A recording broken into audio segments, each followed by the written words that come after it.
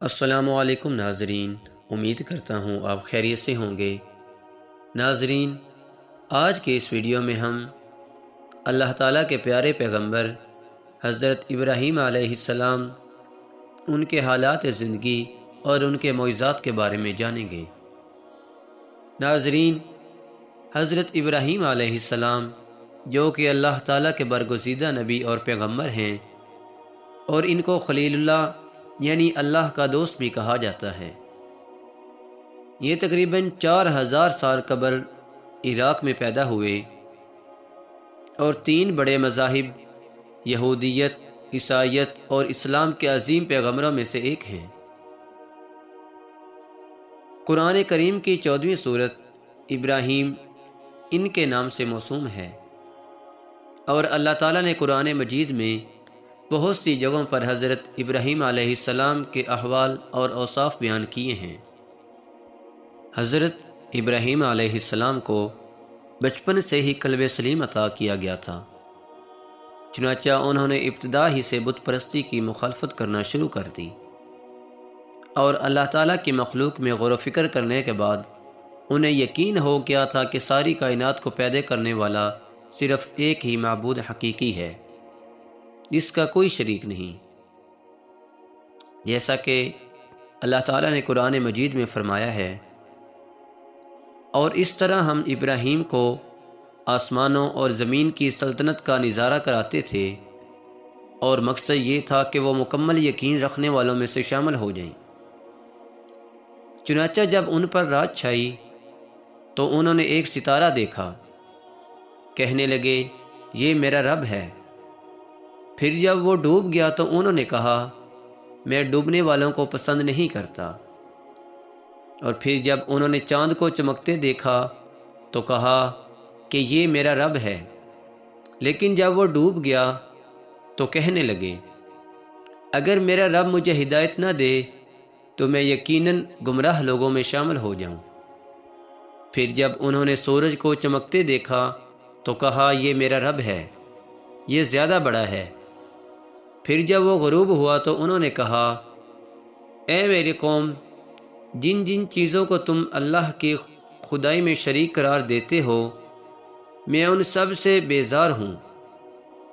میں تو پوری طرح یکسو ہو کر اپنا رخ اس ذات کی طرف کر لیا ہے جس نے آسمانوں اور زمین کو پیدا کیا ہے، اور میں شرک کرنے والوں میں سے نہیں ہوں۔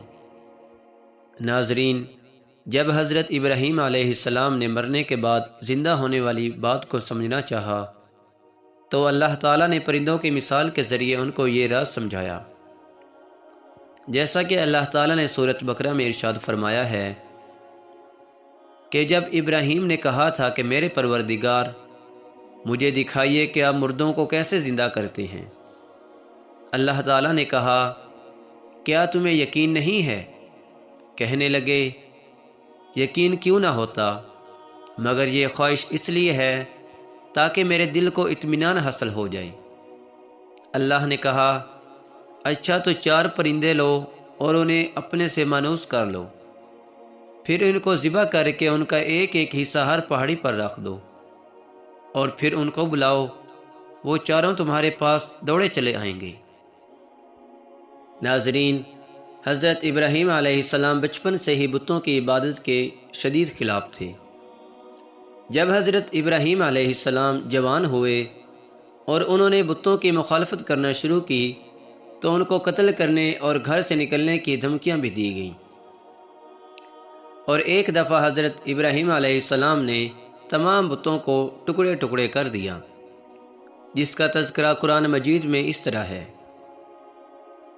ناظرین، قرآن پاک میں کچھ اس طرح بیان کیا گیا ہے چنانچہ ابراہیم نے ان کے بڑے بت کے سوا سارے بتوں کو ٹکڑے ٹکڑے کر دیا تاکہ وہ لوگ ان کی طرف رجوع کریں۔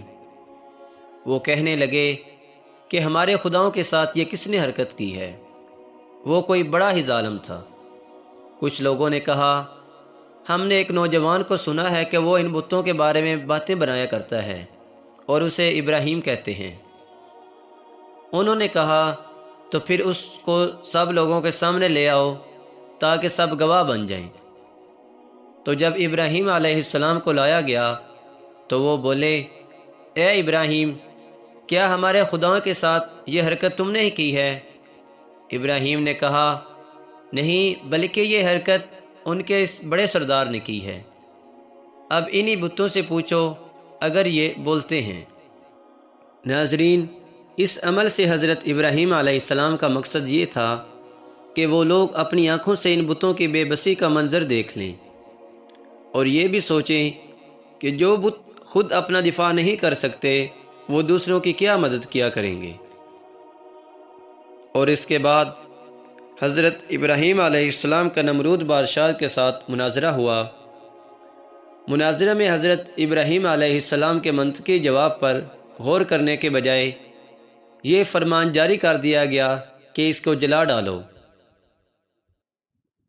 چنانچہ نمرود کے حکم سے حضرت ابراہیم علیہ السلام کو جلانے کا انتظام کیا گیا اور ایک بہت بڑی آگ جلائی گئی جس میں حضرت ابراہیم علیہ السلام کو ڈالا گیا، اور آگ آپ علیہ السلام کو جلانے کے بجائے آپ کے لیے سلامتی اور آرام کی چیز بن گئی، جیسا کہ اللہ تعالیٰ نے قرآن مجید میں ارشاد فرمایا ہے، چنانچہ انہوں نے ابراہیم علیہ السلام کو آگ میں ڈال دیا اور ہم نے کہا، اے آگ ٹھنڈی ہو جا اور ابراہیم کے لیے سلامتی بن جا۔ ناظرین، اللہ تعالیٰ کے حکم سے وہ آگ حضرت ابراہیم علیہ السلام کو نقصان نہ پہنچا سکی، اور اس قوم کی بد نصیبی کا یہ عالم تھا کہ اتنا بڑا معجزہ دیکھنے کے باوجود بھی ایک آدمی ایمان نہ لایا۔ چنانچہ حضرت ابراہیم علیہ السلام عراق کو چھوڑ کر ملک شام تشریف لے گئے اور پھر وہاں سے فلسطین چلے گئے اور وہیں مستقل قیام فرما کر اسی کو دعوت کا مرکز بنایا۔